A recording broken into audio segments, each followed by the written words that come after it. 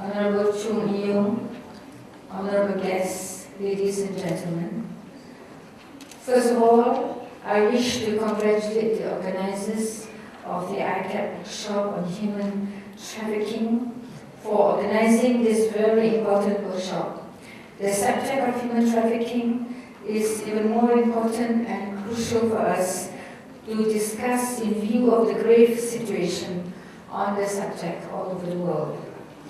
Particularly in poor and less educated communities, incidences of human trafficking is rampant where no strong legal protection is in place to safeguard the interests and security of fragile communities.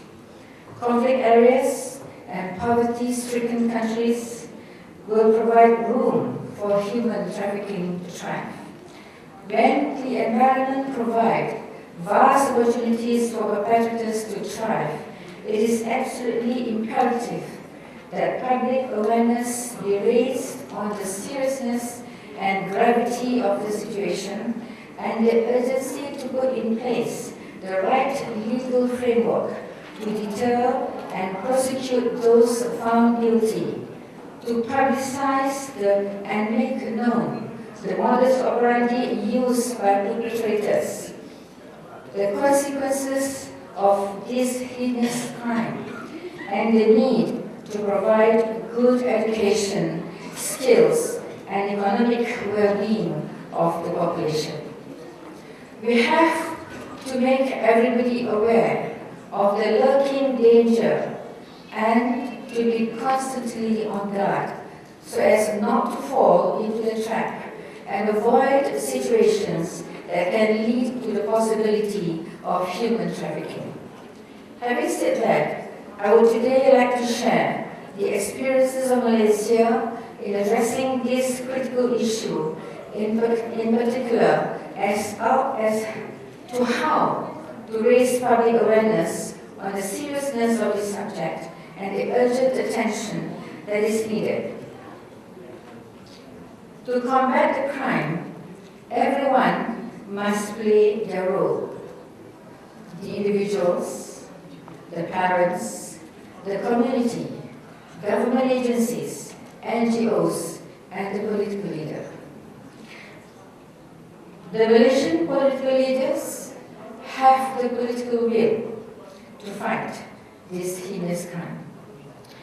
Malaysia also is doing its utmost to curb this activity.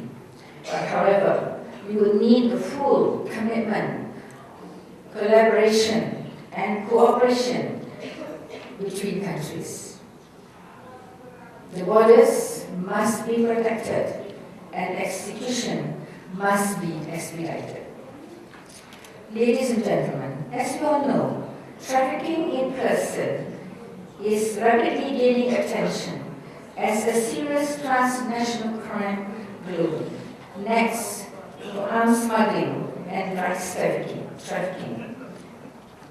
Due to the significant profits of these immoral activities, large numbers of trafficking victims, especially women and children, are robbed of their dignity, freedom, and basic human rights.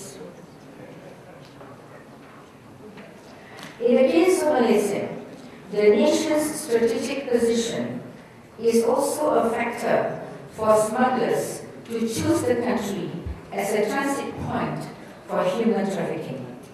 Based on statistics from the Royal Malaysian Police, the countries involved were Indonesia, Thailand, China, Philippines, Cambodia, Myanmar, Nigeria, Bangladesh, and India to date. The statistics given by the Council for Anti-Trafficking in Persons and Smuggling of Migrants also showed a total of 1,235 people have been victims of human trafficking between 2008 and 2012. The aspect of migration is also closely linked to trafficking in persons. Migration leads to labor trafficking. In 2010, the International Organization for Migration announced that there were 214 million international migrants worldwide, which gave rise to serious consideration on this issue.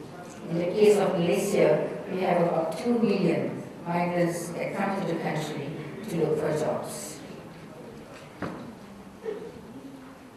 Now, recognizing the urgent need to accelerate domestic and global efforts to put a stop to this ill trade, Malaysia has enacted a comprehensive AntiTrafficking Pact 2007 that came into effect in February 2008.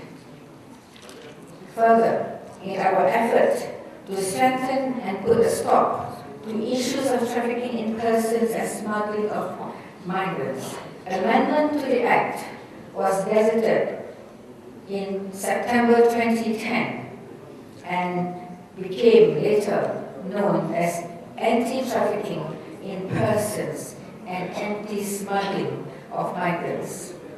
The amendment of the Act was aimed at criminalizing migrant smuggling, as well as to impose more severe penalties, including extending the length of imprisonment as a credible deterrent for both crimes.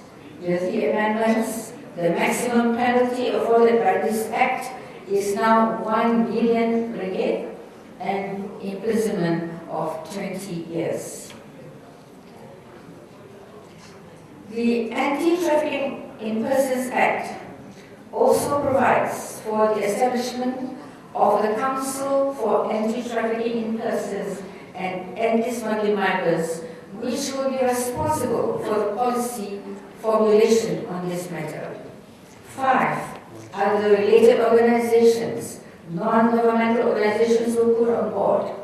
Currently, the composition are represented by officials from the National Council for Women Organization, the Children's Welfare Council, the Coalition to Abolish Anti-Modern Day Slavery in Asia, Commission for Human Rights, Malaysia, and the Institute for Malaysia and International Studies.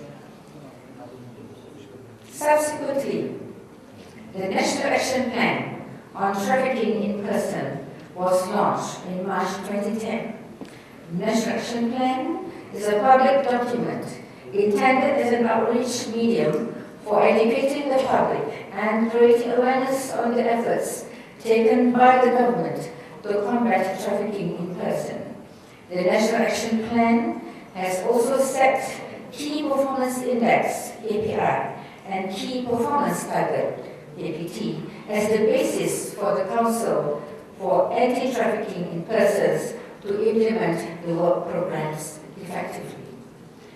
The National Action Plan, has outlined 5 fundamental guidance, such as number 1, government ownership, number 2, civil society participation, number 3, human rights-based treatment of victims, number 4, interdisciplinary coordination at governmental level and with international organizations and NGOs, and number 5, a systematic evaluation and sustainability. Malaysia has also cooperated with foreign countries such as the United States of America, United Kingdom, and Australia.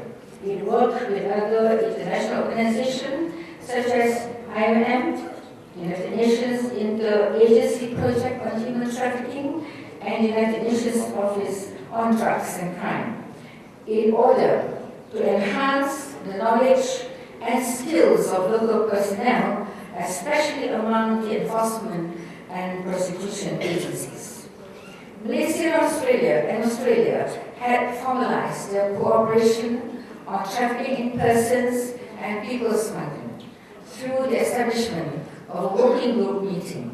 The working group had successfully conducted 4 series of meetings, and the working group has provided the platform for cooperation in the areas of intelligence sharing, cooperative disruption activities, legal frameworks on people smuggling, cooperative surveillance and interdiction on water, passport border management and relevant immigration arrangements, regional cooperation, and public awareness campaign. The United States Department has put Malaysia on level 2 watch list trafficking in persons for 2 years in a row because of government transparency and compliance with the Trafficking and Violence Protection Act. To date, Malaysia has conducted agreements and MOUs in addressing transnational crime with 5 countries, namely Saudi Arabia, United Kingdom, United States of America, People's Republic of China, and Bangladesh, and similar arrangements are being arranged for 5 other countries. Under the Ministry of Women, Family and Community Development, government agencies and NGOs work hand in hand to handle the victims, to reduce the pain and trauma, as well as to provide some comfort, and we have built 5 shelter homes for them.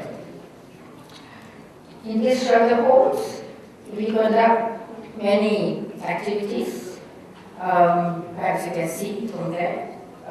Arabic, religious sessions, psychotherapy sessions, English classes, and income generating, many other things. But what I want to say is our latest, the one that I think is very important is one in time for the victims are at the end of the whole exercise, what is going to happen to them.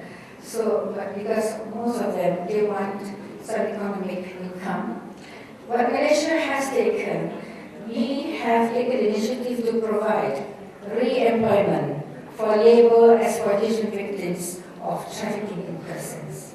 We started doing this with 32 Bangladeshi victims of forced labor. Immediately after the protection order was cancelled, in March, we started in March 2012, and we gave them employment for a period of 3 years. Because we thought that it is better that we do something for them.